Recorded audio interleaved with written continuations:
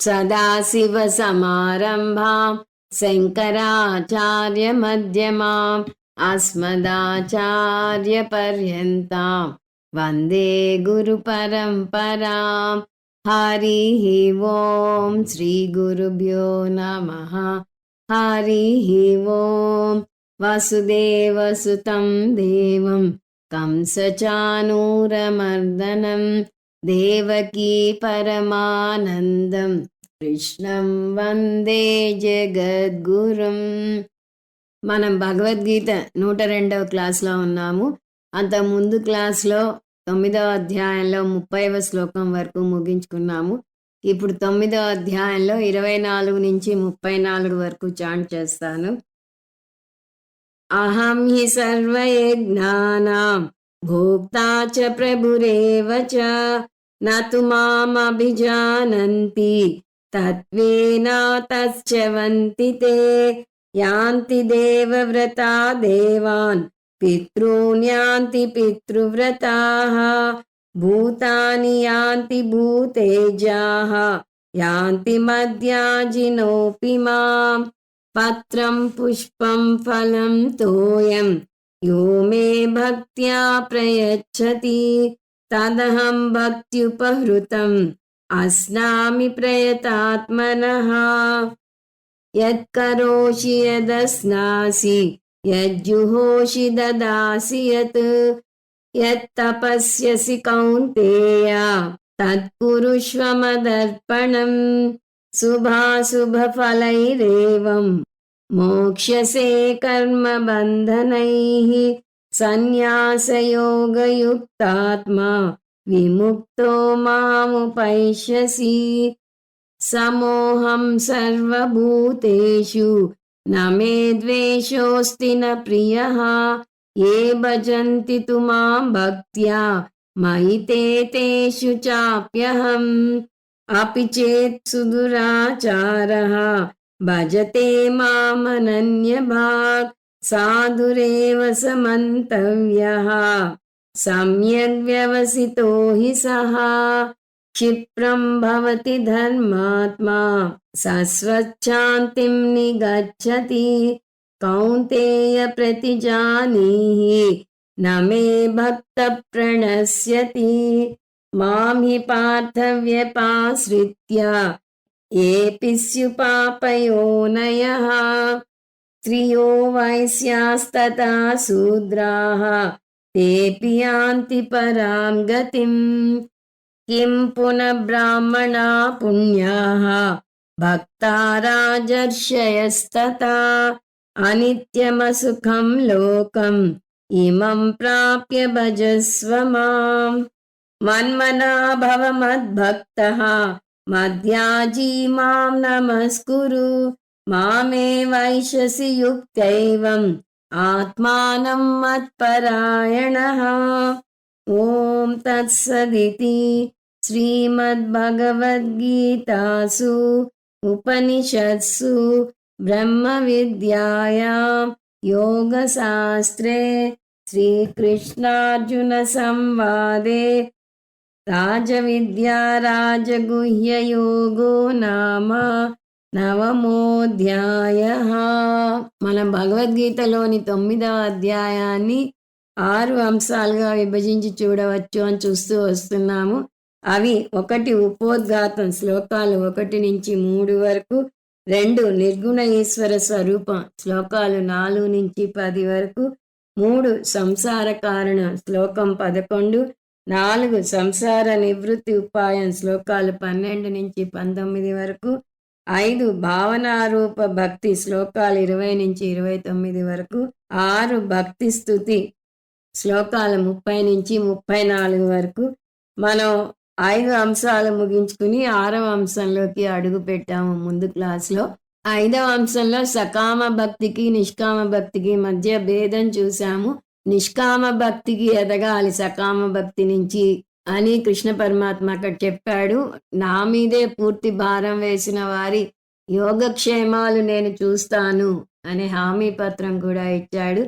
అలా నిష్కామ భక్తితో పూజ చేస్తే పత్రం పుష్పం ఫలం తోయం వీటిలో ఏది ఇచ్చినా కూడా వాళ్ళు భక్తి శ్రద్ధలతో ఇస్తారు కాబట్టి వాటిని స్వీకరిస్తాను అన్నాడు. అంతేకాదు ఏది చేసినా, ఏది తిన్నా, ఏది తాగినా కూడా దాన్ని నాకు సమర్పించు అని చెప్తున్నాడు. నిష్కామ భక్తుడు ఎలా ఈశ్వరార్పణ బుద్ధితో కర్మ చేస్తాడో, ఎలా ఈశ్వర ప్రసాద బుద్ధితో వచ్చిన ఫలాన్ని స్వీకరిస్తాడో అక్కడ వర్ణించాడు.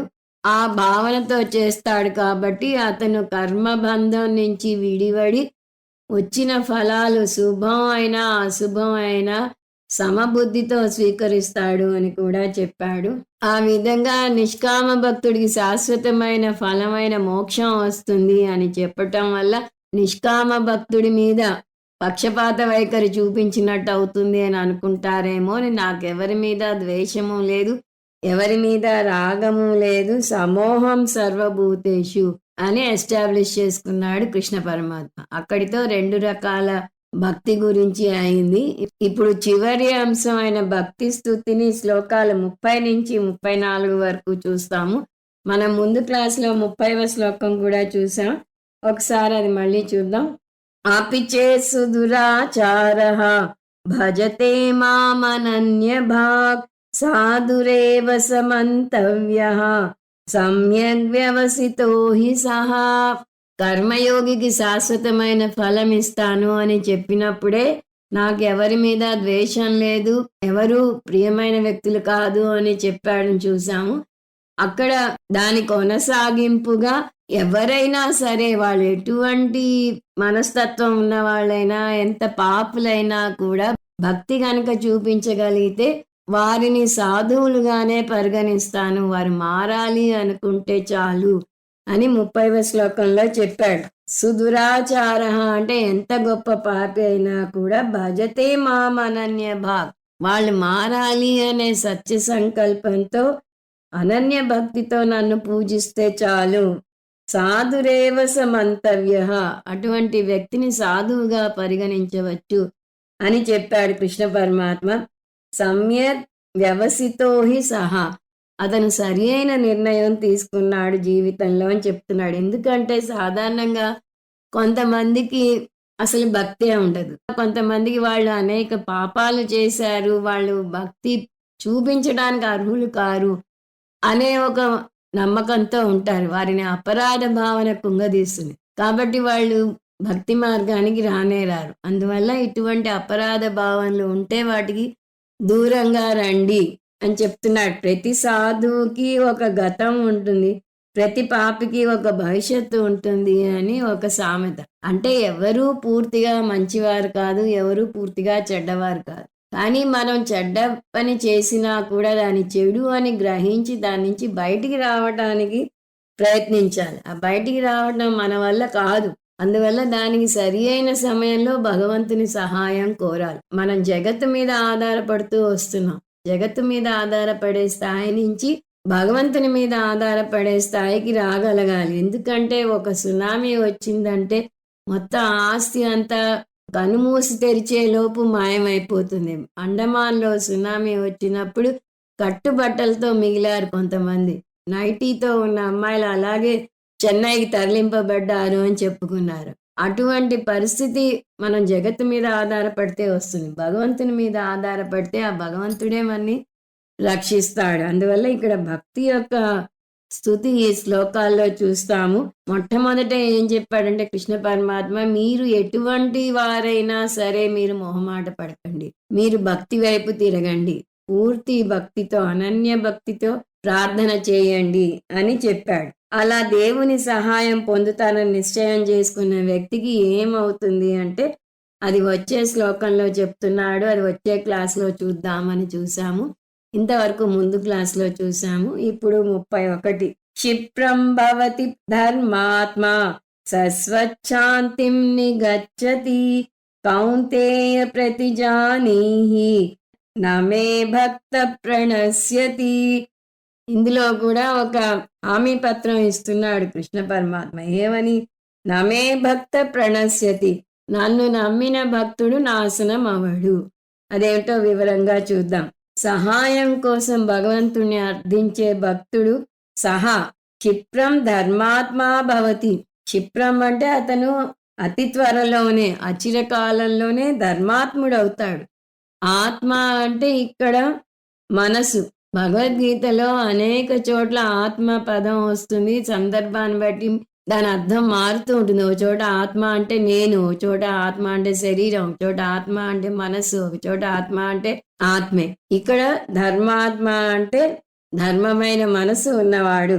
అర్ధకామాల కన్నా ధర్మానికి ఎక్కువ విలువనిచ్చే వ్యక్తి అవుతాడు. అర్ధకామాలను పూర్తిగా వదులుకోడు, కానీ వాటికి ప్రాముఖ్యతనివ్వడు. ఎందుకంటే అతనికి అర్ధకామాలు సెకండరీ, ధర్మమే ముఖ్యం. ఊరగాయని కలుపుకుని తిని అందులో మజ్జిగ నంచుకోవటం ఒక పద్ధతి, మజ్జిగ అన్నంలో ఊరగాయని నంచుకోవటం ఒక పద్ధతి. మన మజ్జిగ అన్నంలో ఊరగాయని నంచుకోవాలి అసలైతే. అలాగే ధర్మాన్ని మెయిన్గా తీసుకుని అందులో అర్ధకామాలకి ప్రాముఖ్యత ఇవ్వకుండా చేసుకోవాలి. క్షిప్రం అంటే అతి త్వరలోనే అని చూసాం.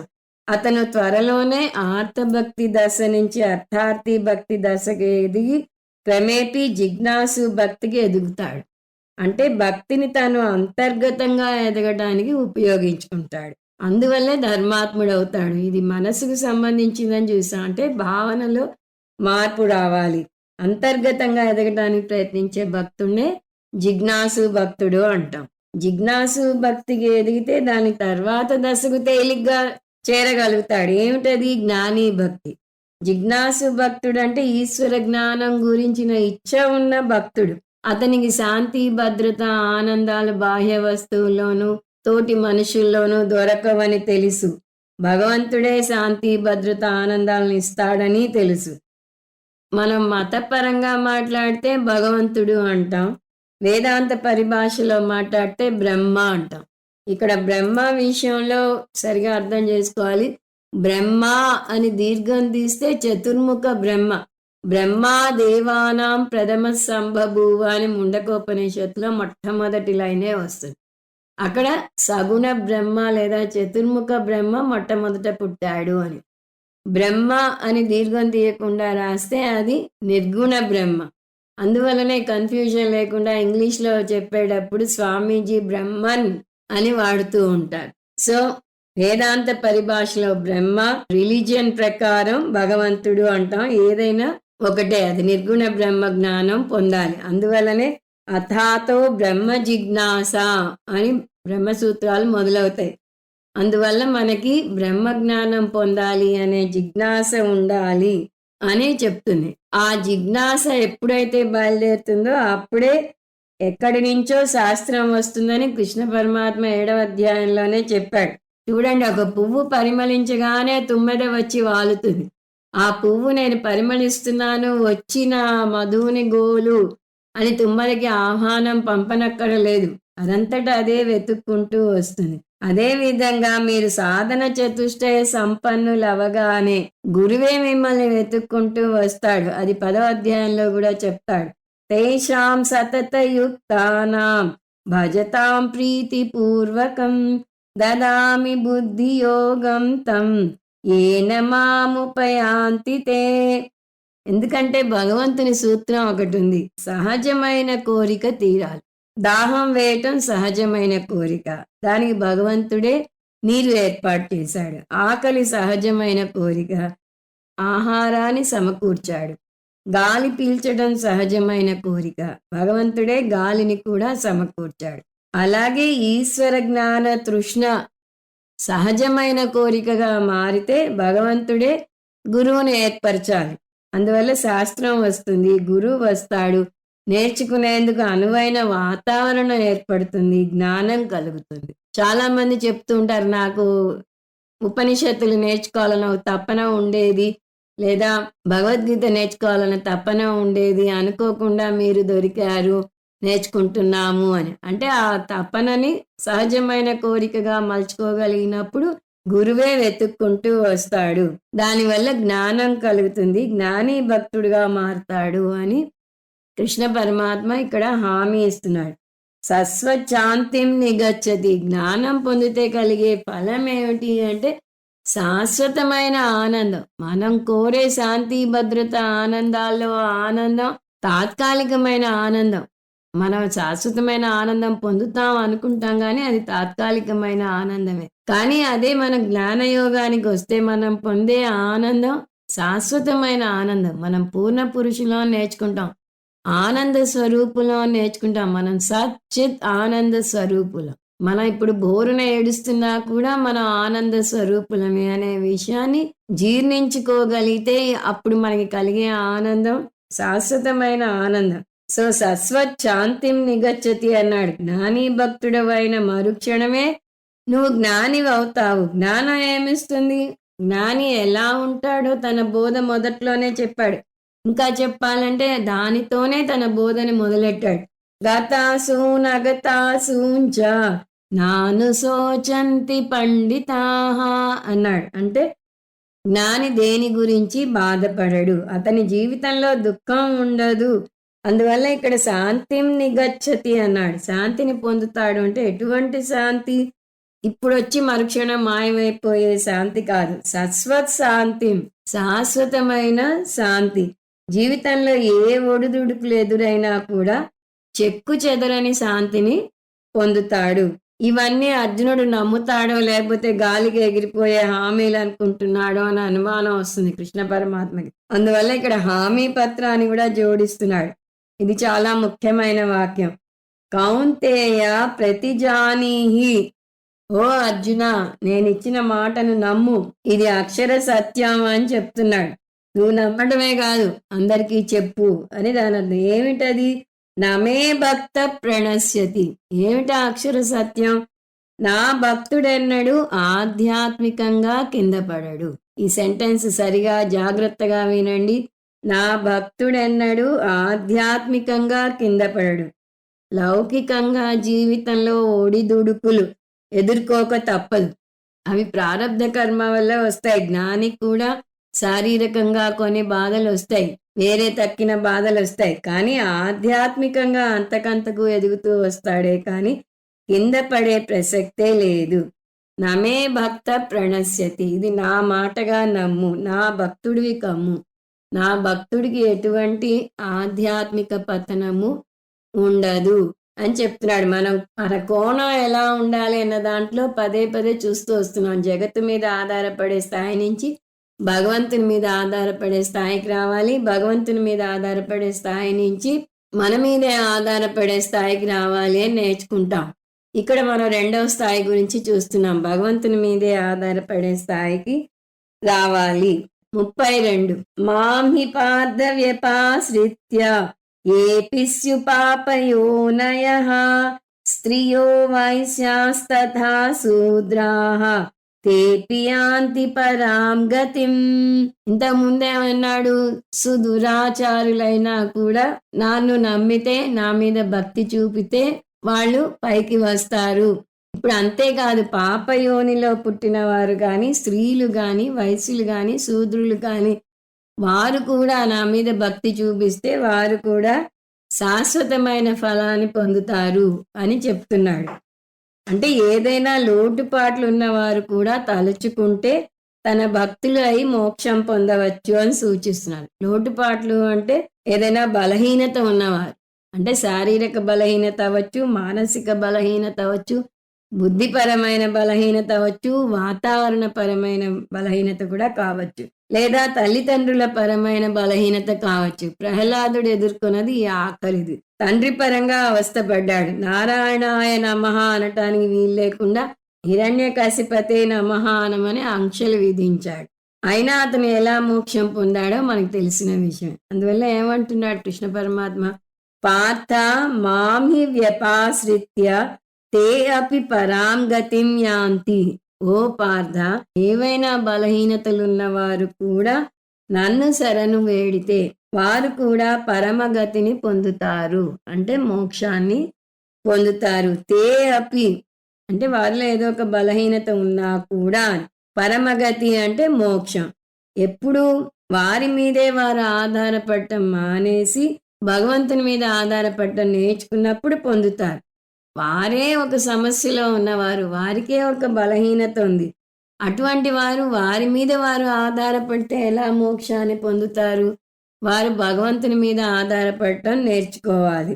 అందువల్ల మాం వ్యపాశ్రిత్య అంటే నన్ను శరణు పొందుతున్నారు. వాళ్ళు తెలివైన పని చేస్తున్నారు. ఎందుకంటే ఏదైనా పని మనంతట మనం చేయలేనప్పుడు ఎవరిదైనా సహాయం కోరాలి. మనంతట మనం నడవలేనప్పుడు ఏం చేస్తాం? కర్ర పట్టుకోవటమో, ఎవరిదైనా చేయి పట్టుకోవటమో చేస్తాం.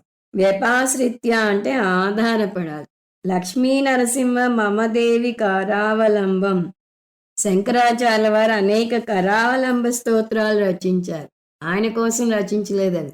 ఆయనకి ఎవరి మీద ఆధారపడాల్సిన అవసరం లేదు. ఆయన ఒక ధన్యజీవి.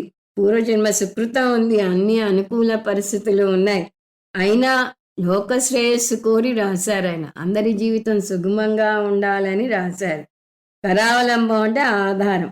సో అలాంటి ఆధారం ఏదైనా తీసుకుని బలహీనులు కూడా మోక్షం పొందవచ్చు. అటువంటి బలహీనులు ఎవరు అంటే కృష్ణ పరమాత్మ ఒక నలుగురిని ఉదాహరణగా తీసుకున్నారు. ఈ నలుగురే బలహీనులని కాదు. ఇటువంటి బలహీనులు ఎవరైనా సరే, ముందు కృష్ణ పరమాత్మ చెప్పిన బలహీనుల వాచార్థం తీసుకుందాం. వాటిని చూసి మండి పడకండి.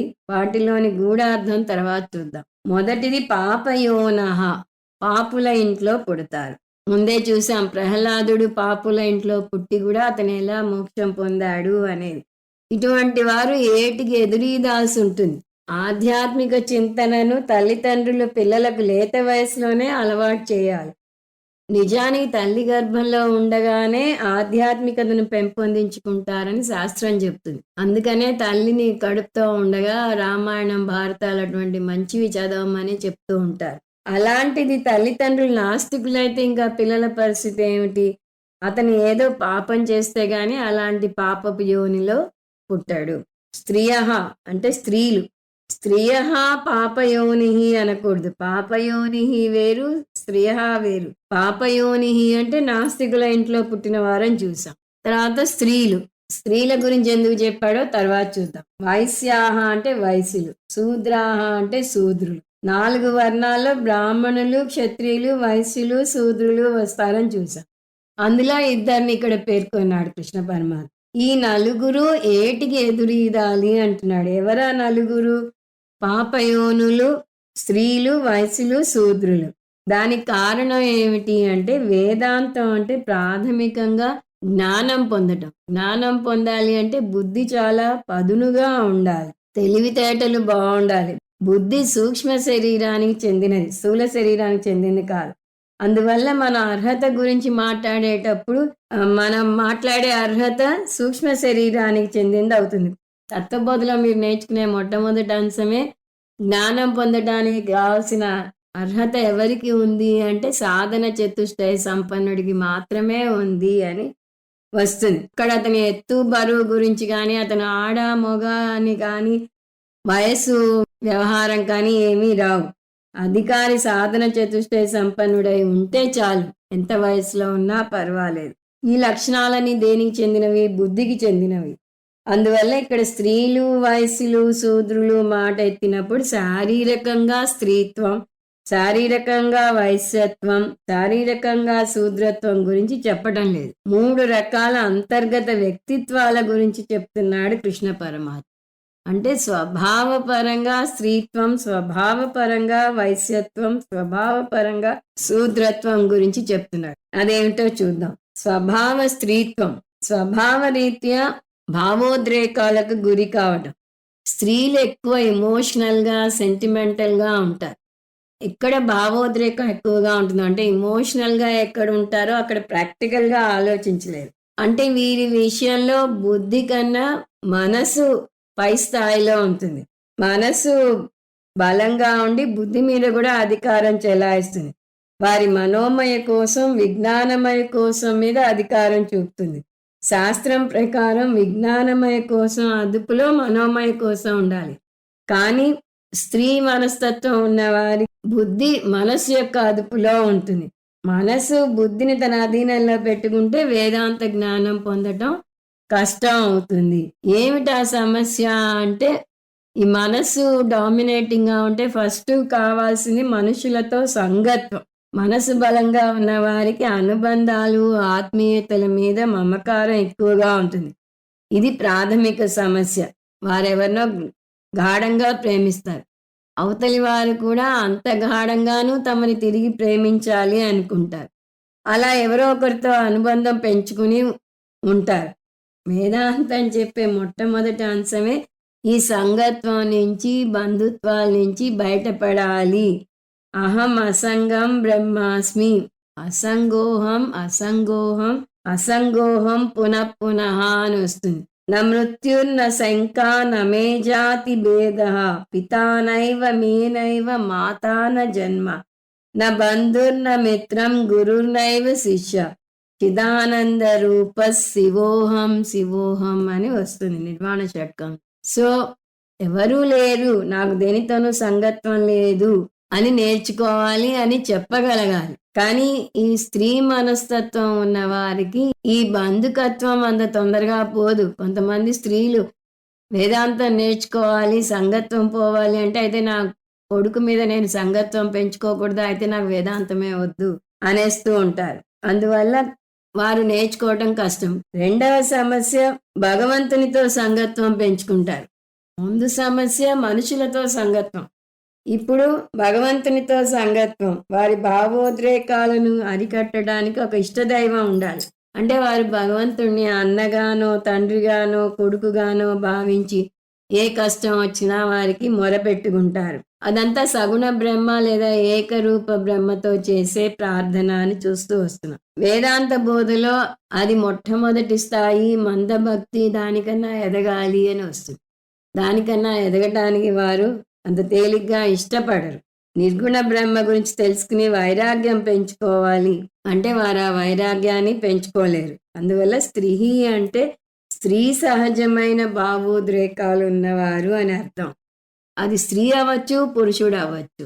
ఆ మనస్తత్వం గురించి మాట్లాడుతున్నాడు ఇక్కడ. 2 స్వభావ వైశ్యత్వం. 4వ అధ్యాయంలో వైశ్యుల గురించి వివరించినప్పుడు వైశ్యులకి రాజసిక మనస్సు ఉంటుంది అని చూసాం. ఈ రాజసిక మనస్సు ఉన్నవారు ఎక్కువ బాహ్యముఖంగా ఉంటారు. వారు అనేక సంఘ సేవలు చేస్తూ ఉంటారు. వారికి ఎంతసేపు ఇంకా డబ్బు సంపాదించాలనే తపన ఉంటుంది, వ్యాపార బుద్ధి ఉంటుంది. అలాంటి వారిని ఋషికేశ్కి తీసుకెళ్లి పడేసినా కూడా అక్కడ రుద్రాక్షమాల బిజినెస్ చేస్తే ఇంకా బాగా డబ్బు సంపాదించవచ్చు అని అనుకుంటారు. కానీ ఆధ్యాత్మిక చింతన అక్కడ పెరగదు. మళ్ళీ ఇది జాతి వయస్సులకి చెందినది కాదు. పుట్టినది బ్రాహ్మణుడిగా పుట్టినా కూడా కొంతమందికి వ్యాపార బుద్ధి ఉండవచ్చు. అందువల్ల ఇక్కడ కూడా వైశ్యత్వం అంటే జాతి వైశ్యత్వం కాదు, గుణ వైశ్యులు అని అర్థం చేసుకోవాలి. అలాగే స్వభావ శూద్రత్వం. ఈ 4వ అధ్యాయంలోనే వాళ్ళ స్వభావాలు చూసినప్పుడు శూద్రులకు తమో గుణం ఎక్కువగా ఉంటుందని చూసాం. తమో గుణం ఉన్నవారు బద్ధకంగా ఉంటారు, పశు ప్రవృత్తిలో ఉంటారు. అంటే జీవితంలో ఏదో సాధించాలనే తపన ఉండదు. లేచామా, తిన్నామా, పడుకున్నామా అనే ఉద్దేశంలోనే ఉంటారు. ఈ డ్రింక్ అండ్ బీ మెరీ అంటారు. వాళ్ళ ఆనందాల్లో మునిగి తేలుతారు తప్పితే జీవితంలో ఒక ఉన్నతి పొందాలి అనే తపన ఉండదు. వీరికా మనుష్య జన్మ ఇచ్చాను అని భగవంతుడు బాధపడతాడు అంటారు. సో ఇక్కడ శూద్రుడు అంటే జాతి శూద్రుడు కాదు, బ్రాహ్మణ పుట్టుక పుట్టినా కూడా శూద్రునిగా ప్రవర్తిస్తే, జీవితాన్ని ఆటపాటలతో గడిపేస్తే అతను కూడా శూద్రుని కిందికే వస్తాడు. అందువల్ల శూద్రుడు అంటే జాతి శూద్రుడు కాదు, గుణ శూద్రుడు. సో ఈ 4 కూడా ఎటువంటి బలహీనత ఉన్నా కూడా తనను అంటే భగవంతుణ్ణి శరణు వేడితే వారి పరిస్థితి మారుతుంది అని కృష్ణ పరమాత్మ హామీ ఇస్తున్నాడు. స్త్రీలకు అంత తొందరగా బంధాల నుంచి ఎదగటం ఇష్టం ఉండదు అని చూసాం. స్త్రీలకే కాదు, కొంతమంది పురుషులకు కూడా వారికి ఉన్న చెడు అలవాట్ల బంధం నుంచి బయటపడటం కూడా ఇష్టం ఉండదు. అందువల్ల వాళ్ళు మోక్షం వదులుకోవడానికన్నా ఇష్టపడతారు, కానీ బంధాలను వదులుకోవడానికి ఇష్టపడరు. అటువంటి వారికి మధ్య మార్గాన్ని సూచిస్తున్నాడు కృష్ణ పరమాత్మ. మీ బంధాలు వదులుకోకండి, భగవంతునైన నాతో బంధం పెంచుకోండి. ఏదో ఒకటి పట్టుకోవాలి అనే తపన ఉన్నప్పుడు లౌకిక విషయాలను వదిలేసి భగవంతుణ్ణి పట్టుకోండి అని చెప్తున్నాడు. ఇంద్రియాలు కూడా బాహ్య ప్రపంచాన్ని చూడద్దు అంటే మరి దేన్ని చూడాలి అని అడుగుతాయి. అప్పుడు భగవంతుణ్ణి చూడండి, భగవంతుణ్ణి కీర్తించండి, భగవంతుని నామస్మరణ చేయండి అని మనం చెప్పగలగాలి. సో నెమ్మదిగా ఆ బంధాల నుంచి నేనే మిమ్మల్ని బయటపడేలాగా చేస్తాను, మీరు కనుక భగవంతుని మీద బంధం పెంచుకుంటే అని చెప్తున్నాడు కృష్ణ పరమ. ఏపి యాంతి పరాం గతిం, అటువంటి వారిని నేను పరమగతికి తీసుకువెళ్తాను. అంటే వారు భగవంతుని మీద ఆధారపడే స్థాయికి వస్తే వారిని సాధన చతుష్టయ సంపత్తులను చేసి వారిలో జ్ఞాన జిజ్ఞాసను లేపి వారికి జ్ఞానం కలిగేలాగా నేను చేస్తాను అని చెప్తున్నాడు. ఈ శ్లోకం సారాంశం ఏమిటి? భక్తి ఉంటే అది బలవంతులవని బలహీనులవని ఎవరినైనా సరే భక్తి ఉద్ధరిస్తుంది అని దానికి 4 ఉదాహరణలు చెప్పాడు. ఇప్పుడు 33. కిం పునర్బ్రాహ్మణా పుణ్యాః భక్తా రాజర్షయస్తథా అనిత్యమసుఖం లోకం ఇమం ప్రాప్య భజస్వ మాం. ఇంత ముందు శ్లోకంలో గుణవైశ్యులు గుణశూద్రులు గురించి చెప్పాడు. వారికి మానసిక బలహీనత ఉన్నా కూడా వారు మోక్షం పొందగలరు అని. తక్కిన ఇద్దరు ఎవరు? గుణ బ్రాహ్మణులు, గుణ క్షత్రియులు. వారికి మానసిక దౌర్బల్యం లేనట్టే అర్థం. మానసిక బలహీనత ఉన్నవారే మోక్షం పొందగలిగితే మానసిక బలహీనత లేని గుణ బ్రాహ్మణులు గుణ క్షత్రియుల గురించి ఇంకా చెప్పేది ఏముంది? ఎందుకు అంటే గుణ బ్రాహ్మణులు సత్వగుణ ప్రధానంగా ఉంటారు. పుట్టినప్పటి నుంచి వారిలో ఆధ్యాత్మిక చింతన ఎక్కువగా ఉంటుంది. అర్ధకామాల వెంట పరుగులు తీయరు. వారు పూర్వజన్మలో సాధన చేయటం వల్ల ఇప్పుడు గుణ బ్రాహ్మణులు అవుతారు. అలాగే గుణక్షత్రియుడు రజోగుణ ప్రధానంగా ఉంటాడు. అంతకుముందే గుణవైశ్యుడు కూడా రజోగుణ ప్రధానంగా ఉంటాడని, అతని బలహీనత ఉందని అతని నెగటివ్ వైపు చూసాం. మరి ఇప్పుడు గుణ క్షత్రియుడు ఎలా మంచివాడుగా వస్తాడు అంటే వారిద్దరి మధ్య చిన్న భేదం ఉంది. అది మనం 4 రకాల వర్ణాల గురించి చూసినప్పుడు చూసేసాం నిజాన్ని. ఏమిటి ఆ భేదం అంటే ఇద్దరూ బాహ్యముఖంగా పరుగులు తీస్తూనే ఉన్నా కూడా గుణక్షత్రియుడు నిస్వార్థంగా పనులు చేస్తాడు. అదే గుణవైశ్యుడు స్వార్థంతో చేస్తాడు. అందువల్ల ఆధ్యాత్మిక ఎదుగుదల విషయానికి వచ్చేసరికి గుణవైశ్యుడు ఆధ్యాత్మికంగా ఎదగలేడు, సరిగదా కింద పడతాడు. కానీ గుణ క్షత్రియుడు ఆధ్యాత్మికంగా ఎదగలేడు, కింద పడడు. ఎక్కడ ఉన్నా అతను అక్కడే ఉంటాడు. గుణవైశ్యుడు ఎందుకు కింద పడతాడు అంటే అతను లౌకికంగా ధనం బాగా సంపాదిస్తాడు, కానీ దాన ధర్మాలకు 1 నయా పైసా కూడా ఖర్చు పెట్టడు. తన సంపాదన తన కోసమే అనుకుంటాడు. ఎవరైనా దానం చేయమని అడిగితే నేను ఇవ్వను, అదిగో పక్క ఆయన చాలా ఇస్తుంటాడు, ఆయన అడగండి పోయి అంటాడు. కానీ గుణక్షేత్రుడు మంచి పనులు చేస్తూ ఉంటాడు. తన స్వార్థం కోసం కాకుండా సమాజం కోసం మేలు చేస్తాడు. అతనికి చిత్తశుద్ధి కలుగుతుంది, కర్మయోగిగా మారతాడు. కానీ అతనికి ఆధ్యాత్మిక ఎదుగుదల ఉండదు. గుణవైశ్యుడు కేవలం కర్మటుడిగా ఉండిపోతే గుణక్షత్రియుడు కర్మయోగం నుంచి జ్ఞానానికి వచ్చి మోక్షం పొందడానికి ఎంతో కాలం పట్టదు. అందువల్ల గుణ బ్రాహ్మణుడు గుణక్షత్రియుడు తక్కిన ఇద్దరికన్నా మెరుగైన పరిస్థితిలో ఉన్నారు. వారి భక్తి వారికి తోడ్పడుతుంది అని చెప్తున్నాడు ఇక్కడ కృష్ణ పరమాత్మ. కిం పునః అంటే గుణవైశ్యుడు గుణశూద్రులే మోక్షం పొందగాలేనిది గుణ బ్రాహ్మణుడు గుణక్షత్రుల గురించి చెప్పేదేముంది అని అర్థం. పుణ్యాహ బ్రాహ్మణాహ. పుణ్య అంటే సాత్విక మనస్సు ఉన్నవారు, ధార్మిక ప్రవర్తన ఉన్నవారు. ఎవరు? అది గుణ బ్రాహ్మణుడు. బ్రాహ్మణుడు అంటే బ్రాహ్మణ జాతిలో పుట్టినవాడు కాదు, బ్రాహ్మణ స్వభావం ఉన్నవాడు అంటే గుణ బ్రాహ్మణుడు అని తీసుకోవాలి. రాజర్షయ, ఇక్కడ కూడా మళ్ళీ అదే, క్షత్రియుడు అంటే జాతి క్షత్రియుడు కాదు, గుణపరంగా క్షత్రియ గుణం ఉన్నవాడు. భక్తాహ, వీరు భక్తులు. వీరి గురించి చెప్పేదేముంది? గుణవైశ్యులు గుణశూద్రులే భక్తి చూపిస్తే మోక్షం పొందుతారు అనగాలేనిది వీరిలో ముందే మంచి గుణం ఉంది కాబట్టి వీరి గురించి చెప్పేదేముంది? వీరు మోక్షం పొందుతారు అంటున్నాడు. అంటే దీన్ని బట్టి మనం తీసుకోవాల్సిన కొరాలరీ ఏమిటి అంటే, మనం బలవంతులమైన బలహీనులమైన ఏదైనా సరే అది పక్కన పెట్టి భక్తి మార్గంలో అడుగు పెడితే తక్కినది భగవంతుడే చూసుకుంటాడు. మాం భజస్వ, నన్ను ప్రార్థించు.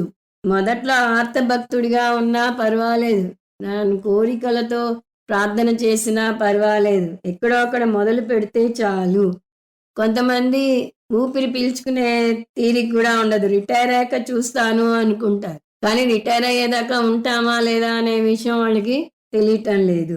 అనిత్యం లోకం ప్రాప్య కృష్ణ పరమాత్మే హెచ్చరిస్తున్నాడు. నువ్వేదో రిటైర్ అయ్యాక నేర్చుకుంటావు అనుకుంటావు. కానీ నువ్వు ఉన్నది ఎక్కడ?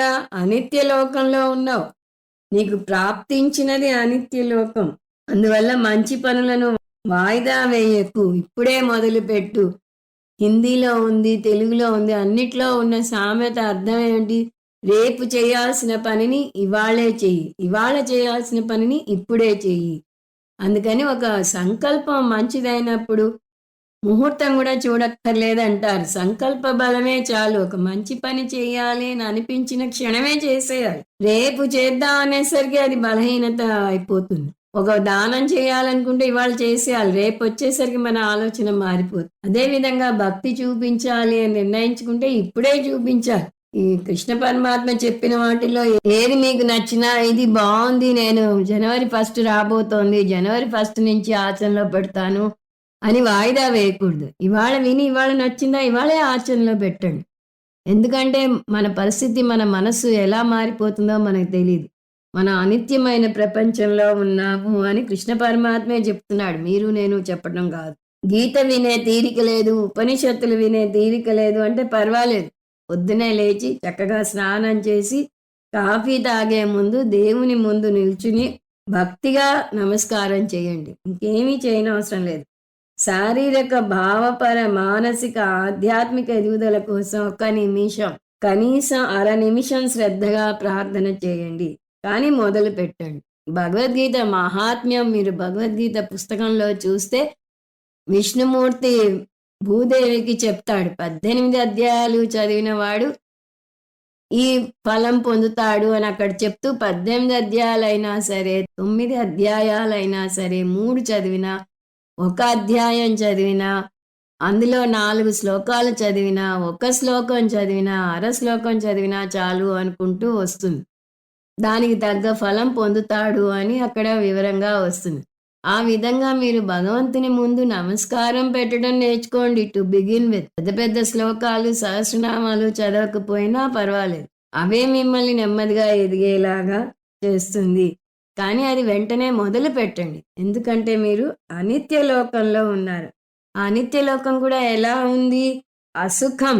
లోకం నిత్యం కాదు, కానీ అది శాశ్వతమైన సుఖము ఇవ్వదు.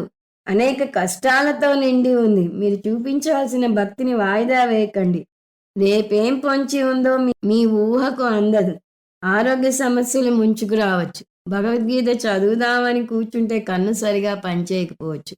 పోనీ విందామంటే చెవులు సరిగా పనిచేయకపోవచ్చు. అందువల్ల అశాశ్వతమైన, దుఃఖభూయిష్టమైన ఈ జగత్తులో మీరు చేయగలిసిన మంచి పని ఇక్కడే ఇప్పుడే చేయండి. ఆధ్యాత్మిక వైపు మొగ్గు చూపి కొంచెం సమయాన్ని దానికోసం కేటాయించండి. టు బిగిన్ విత్ భగవద్గీత చదవటం నేర్చుకోండి, వినటం నేర్చుకోండి, అర్థం తెలుసుకోండి. తక్కినది భగవంతుడే చూసుకుంటాడు. చివరి శ్లోకంతో ఈ భక్తి యొక్క స్తుతికి ముక్తాయింపు పలుకుతున్నాడు కృష్ణ పరమాత్మ. అది చూద్దాం. మన్మనా భవ మద్భక్తః మధ్యాజీ మాం నమస్కురు మామే వైషసి యుక్తైవం ఆత్మానం మత్పరాయణః. భక్తుని జీవన విధానం ఎలా ఉండాలో ఈ ఒక్క శ్లోకంలోనే అద్భుతంగా వివరించాడు కృష్ణ పరమాత్మ. ఇలాంటి వాటిని ఏకశ్లోకి అనొచ్చు. ఒక్క శ్లోకంలో మొత్తం గ్యామెట్ ఆఫ్ భక్తి వచ్చేస్తోంది ఇక్కడ. చాలా అద్భుతమైన శ్లోకం. ఒక భక్తుడు ఎలా ఉండాలో, ఎలాంటి జీవితం గడపాలో తెలుసుకోవాలి అంటే ఈ శ్లోకం అర్థం చేసుకుంటే చాలు. ఇక్కడ 5 అంశాలు చెప్పబడ్డాయి. అవి భక్తుని యొక్క ఎదుగుదలను చూపిస్తాయి. ఆ ఎదుగుదల అర్థం చేసుకోవడానికి మనం ఈ శ్లోకంలో ఉన్న పదాల వరుస క్రమాన్ని మార్చుకొని చూస్తున్నాము. మొదటిది మద్భక్తః భవ, బ్రాకెట్లో భవ కలుపుకున్నాం. అంటే నా మీద భక్తి పెంపొందించుకో. సో టు బిగిన్ విత్ ముందు భక్తి ఏర్పడాలి. అసలు భక్తే లేని వారికి చెప్తున్నాడు ముందు భక్తి పెంచుకో. అది సాధన భక్తి. మన 4 రకాల భక్తుల గురించి చూసాం. అవి ఆర్తభక్తి, అర్థార్థి భక్తి, జిజ్ఞాసు భక్తి, జ్ఞాని భక్తి. మొదటి 2 అంటే ఆర్తభక్తి, అర్థార్థి భక్తిలో భగవంతుణ్ణి సాధనగా చూస్తాం. మొన్న ఎవరో చెప్తున్నారు 58 ఇయర్స్ కి రిటైర్ అవ్వకుండా 61 కి పెంచేలాగా జీవో వస్తోందని రూమర్స్ వస్తున్నాయి. నేను రిటైర్ అయ్యే లోపు జీవో వస్తే నేను 10,000 సేవకు వస్తాను అని వెంకటేశ్వర స్వామికి మొక్కుకున్నారు. అప్పుడు ఆ జీవో రాను లేదు, వాళ్ళ ఆ కోరిక తీర్చను లేదు. దాన్ని బిజినెస్ భక్తి అంటారు. నువ్వు తీరిస్తే నేను వస్తానన్నారు. తీర్చలేదు కదా, అందువల్ల భగవంతునితో కటీఫ్ అని చెప్తున్నారు పైగా. అలాంటి భక్తి మందభక్తిలోకి వస్తుందని మొదటి స్థాయి అని చూసాం. కానీ పర్వాలేదు, అసలు భక్తి లేకపోయే కన్నా ఆ స్థాయి కన్నా రండి. అటువంటి స్థాయిలో ఏమిటంటే భగవంతుణ్ణి సాధనగా చూస్తారు, ప్రాపంచిక విషయాలను సాధ్యంగా చూస్తారు. అయినా పర్వాలేదు, భగవంతుణ్ణి అలా సాధనగా చూసినా కూడా అందుకోవడానికి భగవంతుడు సిద్ధమే. ఆయనకు తెలుసు మనుషులు కోరేది ప్రాపంచిక విషయాలేనని తెలుసు. మనుషులు కోరేది ఏంటి? ధనం, ధాన్యం, పశుం, బహుపుత్ర లాభం, శత సంవత్సరం.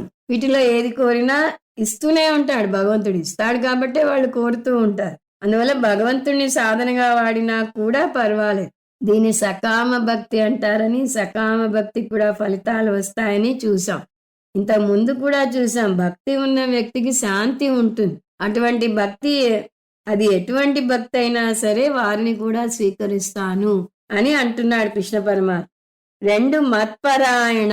సో ముందు భగవంతుణ్ణి సాధనగా చూస్తాడని చూసాం కదా, ఇప్పుడు సాధ్యంగా మార్చుకోవాలి. సాధ్యం మీద భక్తి, ఇది 2వ దశ భక్తి. అంటే భగవంతుణ్ణి సాధనగా చూసే దశ నుంచి సాధ్యంగా చూసే దశకు ఎదగటం.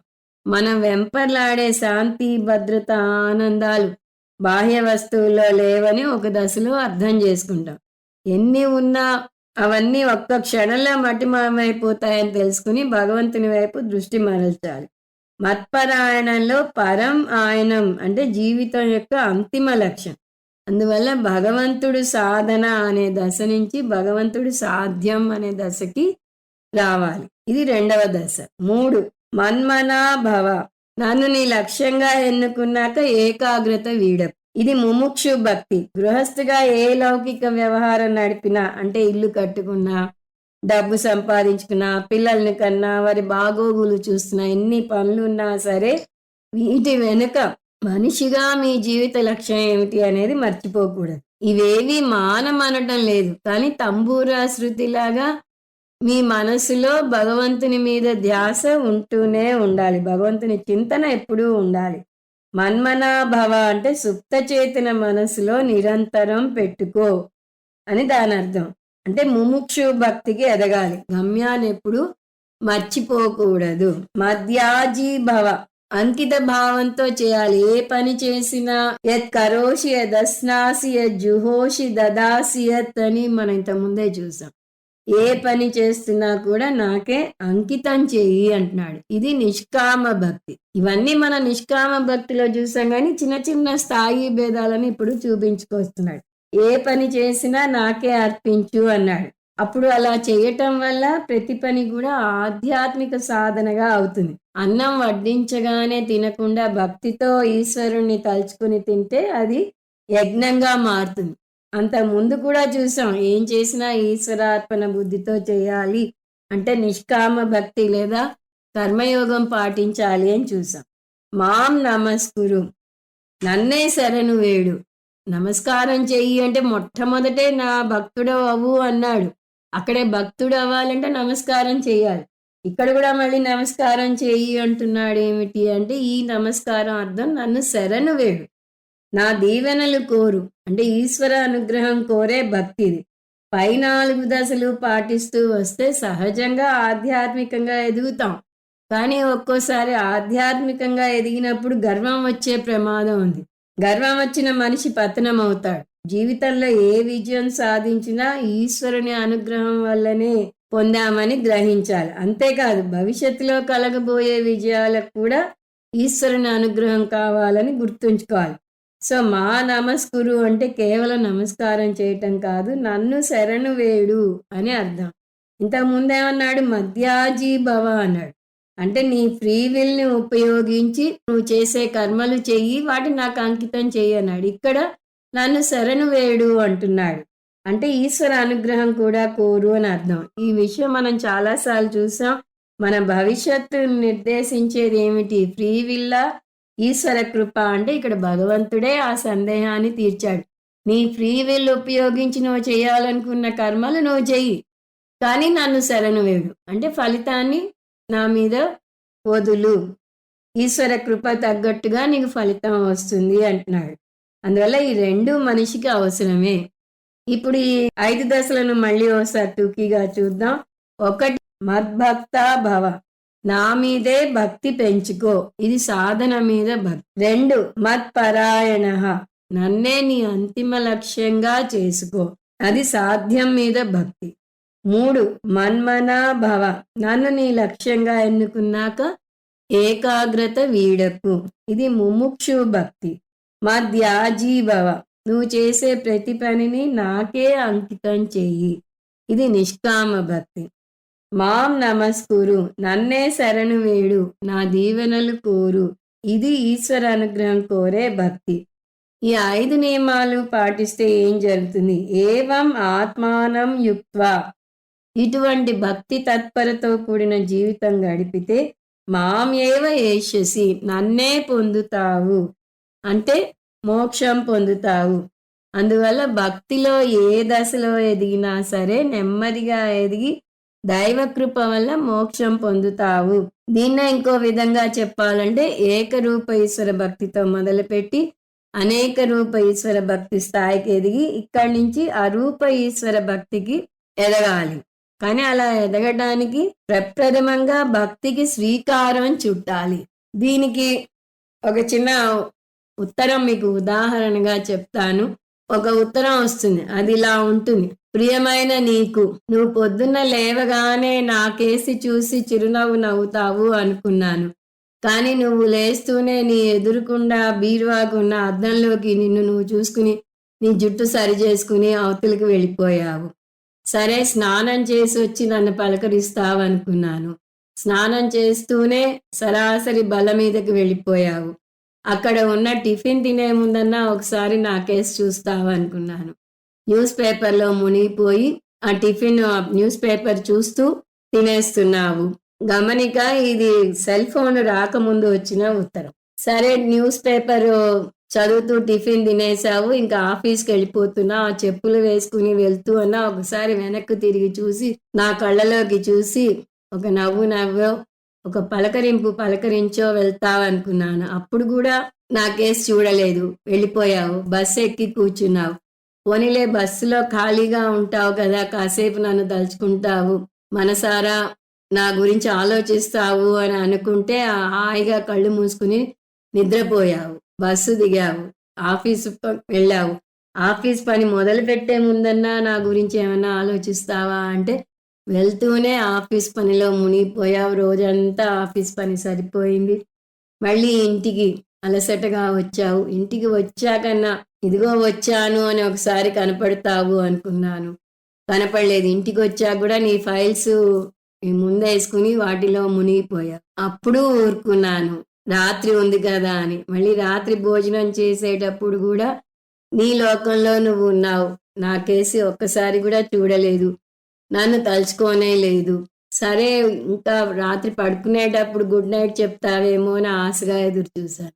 అయినా తినేసావు, మంచం ఎక్కేసావు, ముసుగుదని నిద్రపోయావు. మళ్ళీ రేపొద్దుడి దాకా నీ కోసం ఎదురు చూడాలా? ఇంతేనా నా పరిస్థితి అని అనుకున్నాను. ఇట్లు ప్రియమైన. ఇది ఎవరు రాశారో ఊహించగలరా? ఇదంతా మనం చూసి భార్య రాసింది అనుకుంటాం, కానీ భగవంతుడు రాసినట్టు ఉత్తరం ఇది. ఇట్లు నీ ప్రియమైన భగవంతుడు. చూడండి, భగవంతుడు మనం ఎప్పటికప్పుడు తనకేసి చూస్తామేమో, పలకరిస్తామేమో, తలుచుకుంటామేమో, దండం పెడతామేమో, చిరునవ్వు నవ్వుతామేమో, గుడ్ మార్నింగ్ చెప్తామేమో, గుడ్ నైట్ చెప్తామేమో అని ఎదురు చూస్తూనే ఉంటాడు అని ఎంత అద్భుతంగా వర్ణించారో చూడండి ఇందులో. ఇది ప్రముఖ రచయిత మల్లాది రాశారు, ఓ మై గాడ్ అన్న పుస్తకంలోది. నిజంగా ఆ పుస్తకం అసలు భక్తి లేని వాళ్ళు చదివితే వాళ్ళు భక్తి వైపుకు మారే పరిస్థితి వస్తుంది. అందులో ఆయన అలా చెణుకులు చాలా వదులుతారు. శనివారం పిక్నిక్ వెళ్దాం అనుకుంటారు కానీ వెంకటేశ్వర స్వామి గుడికి వెళ్ళి నమస్కారం పెడదాం అనుకోరు. అంటారు అందులో. అలాగే ఒక రూ. 50 నోటు ఒక కేక్ షాప్‌కెళ్తే ఖర్చు పెట్టేస్తారు గానీ, తేలిగ్గా గుడిలో 50 వెయ్యాలంటే ఆలోచిస్తారు అని ఇలా అనేక విధంగా సో, అసలు భక్తే లేని స్టేజి గురించి ఇది మొదటి ఉదాహరణ. మద్భక్త భవ అన్నాడు కృష్ణ పరమాత్మ. దానికి ఉదాహరణ. తర్వాత నా మీదే పూర్తి భారం వెయ్యి అన్నదానికి నా పర్సనల్ అనుభవం ఒకటి చెప్తున్నాను. ఇది నా గొప్ప చెప్పుకోవడానికి కాదు. భగవంతుని మీదే పూర్తి భారం వేస్తే ఆ కోరిక ఎలా తీరుతుంది అనటానికి ఇదొక చిన్న ఉదాహరణ మాత్రమే. ఏ భక్తుడిని మీరు కదిలించినా ఇలాంటి అనేక అనుభవాలు, లీలలు చెప్తూనే ఉంటారు. మేము ఊళ్ళెళ్ళేటప్పుడు 2, 3 నెలల ముందే ప్లాన్ చేసేస్తాం. క్లబ్ మహేంద్ర హాలిడేస్‌లో ధర్మశాల అనే ఊరికి 3 నెలల ముందే ప్లాన్ చేశాం. తీరా బయలుదేరే ముందు చూస్తే ఉగాది రోజు మేము ట్రైన్‌లో ఉంటాం. అది గూడా ముందు రోజు సాయంకాలమే ట్రైన్ ఎక్కితే ఉగాది రోజు రాత్రికి మేము వెళ్ళే ధర్మశాల ఊరికి చేరుతాం. మా అక్కయితే ఈ మాట అంటే, "అయ్యో! ఉగాది పచ్చడి తినకుండా ఎలా వెళ్తావు?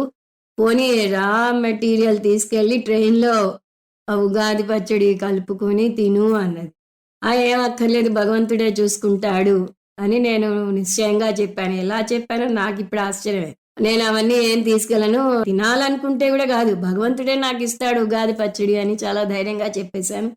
ట్రైన్ ఎక్కేసాము. పొద్దున 10 అయిపోతోంది. నెమ్మదిగా నా భరోసా సన్నగిల్లుతోంది. ఇదేంటి 10 అయిపోతోంది భగవంతుడు ఉగాది పచ్చడి ఇస్తాడనుకున్నాను ఇవ్వలేదు. అప్పుడే ఎక్కడో స్టేషన్‌లో ట్రైన్ ఆగింది. మా వారు కిందకి దిగుతుంటే అక్కడేమైనా ఉగాది పచ్చడి అమ్ముతున్నాడేమో చూడండి అని అడుగుదామని నోటి దాకా వచ్చింది. కానీ నేను భగవంతుడి మీద అంత భారం వేసి మళ్ళీ శంక పెట్టుకోవడం ఏంటి? భగవంతుడే ఇస్తాడు. నాకు వస్తుంది ఉగాది పచ్చడి అన్న ధీమాతోనే ఉన్నాను. ఆయనను అడగలేదు. అదైనా ఒక 10 నిమిషాలకే మాతో మా బాబాయ్ గూడా వస్తున్నారు. ఆయనకి 4 సీట్ల తర్వాత ఆయన సీటుంది. ఆయన దగ్గరికెళ్తుంటే ఒక ఆవిడ నన్ను ఆపి, "స్నానం చేసి రండి ఉగాది పచ్చడి ఇస్తాను మీకు" అంది. నాకెంత ఆనందం వేసిందో చెప్పడానికి వీల్లేదు. నేను చెప్పాను, "ట్రైన్‌లో స్నానం అదంతా కుదరదండి. ఇలాగే తింటాము. నేనే గాదు నాతో నలుగురున్నారు. మాకు నలుగురికి ఇవ్వండి" అని మొహమాటం వచ్చుకుని మరీ చెప్పాను. ఆవిడ మా అక్కయ్య చెప్పినట్టుగా రా మెటీరియల్ అంతా తెచ్చుకుని అప్పటికప్పుడు వాళ్ళకి, మాకు తయారు చేసి ఇచ్చింది. భగవంతుడి మీద అంత పూర్తి భారం వేసుకుంటే అది జరిగి తీరుతుంది అనటానికి ఇంతకన్నా ఏ నిదర్శన కావాలి? అసలు ఆవిడ మాకు అంతకుముందు తెలీదు. ఆ ముందు రోజు నేను తెలుగు పుస్తకం ఏదో తీసుకెళ్తుంటే నా దగ్గర ఆవిడ అడిగి తీసుకుంది. ఆ పరిచయంతో నాకు ఉగాది పచ్చడి ఆఫర్ చేసింది. అలా భగవంతుడి మీద పూర్తి భారం వేస్తే భగవంతుడే అది తీరుస్తాడు. అది చెప్పడానికి ఈ ఉదాహరణ చెప్పడం జరిగింది. సో, ఈ అధ్యాయం సారాంశం భక్తిని ఏ దశలో మొదలుపెట్టినా సరే దైవ కృప వల్ల మోక్షం పొందుతారు. అంతేకాదు ఇక్కడ కృష్ణ పరమాత్మ మనకి అనేక హామీలను ఇచ్చాడు. ఆ హామీలను అర్థం చేసుకోవాలి. యోగక్షేమాలు నేను చూస్తాను అన్నాడు. భగవంతుడు చూస్తాను అన్నాడు అంటే మనని బాధ్యతారహితంగా ప్రవర్తించమని చెప్పటం లేదు. మనం మంచి మార్గంలో నడుస్తూ భగవంతుని సహాయం కోరాలి అని మనం అర్థం చేసుకోవాలి. భగవంతుడు ఖచ్చితంగా చూస్తాడా అనే శంక పెట్టుకోనవసరం లేదు. మనుషులు అవసరమైన సమయంలో ఆదుకోకుండా పారిపోవచ్చు కానీ భగవంతుడు అలా చేయడు. భగవంతుడు ఎవరి మీదైనా ఆధారపడాలనుకుంటే నా మీదే ఆధారపడండి అని చెప్పాడు అని చూసాం. ఆ నమ్మకంతో మనం భగవంతునికి పూజ చేసి భగవంతుని కృపతో జ్ఞానం పొంది జ్ఞాననిష్టలో నిలబడగలగాలి. ఓం తత్సత్ సర్వం శ్రీకృష్ణార్పణమస్తు. ఓం పూర్ణమద పూర్ణమిదం పూర్ణాత్ పూర్ణముదచ్యతే పూర్ణస్య పూర్ణమాదాయ పూర్ణమేవావశిష్యతే. ఓం శాంతి శాంతి శాంతి. హరి ఓం శ్రీ గురుభ్యో నమః. హరి ఓం.